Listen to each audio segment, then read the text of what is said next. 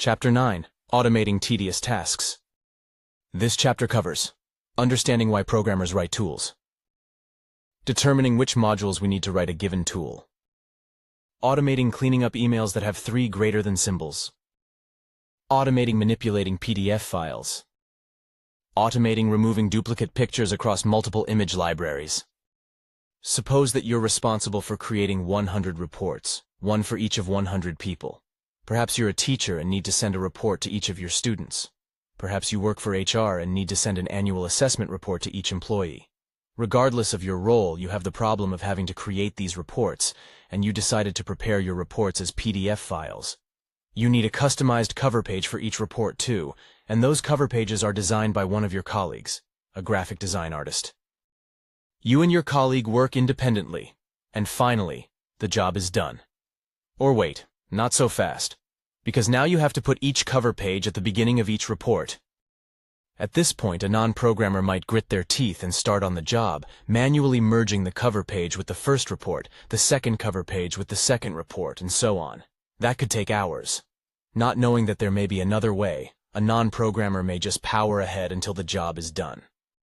But you're a programmer now, and most programmers, the two of us included, would never power ahead with manual work like this. In this chapter, we're going to show you how to write programs to automate tedious tasks. The second example in the chapter will automate the merging cover pages with reports situation, but we'll do others as well. Received an email that's been forwarded so many times that it looks like this?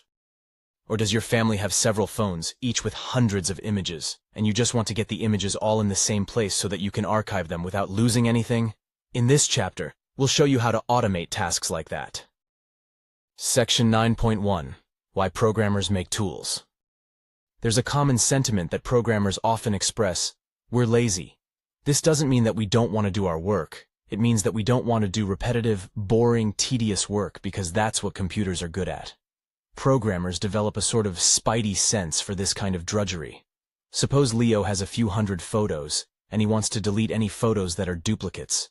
There's no way he'd do this by hand. Or suppose that Dan has to send out a customized email to each of his students. If it's more than a few students, there's no way he's doing this by hand.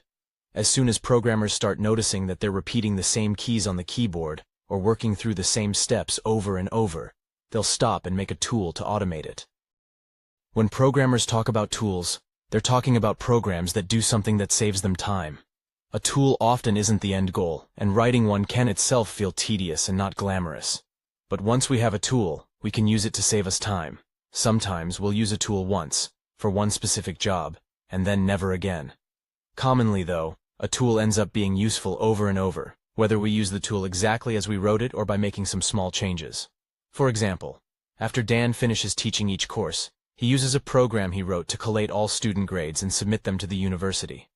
He makes small changes to the tool each time, changing the weights of each assignment, for example. But then Dan can use that slightly modified tool to do the work. The great thing about using Copilot is that it makes cranking out these tools easier. Here's how one software engineer explains it.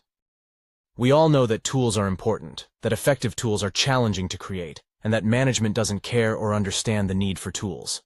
I can't express how fundamentally different programming feels now that I can build 2 quality tools per day, for every single itch I want to scratch.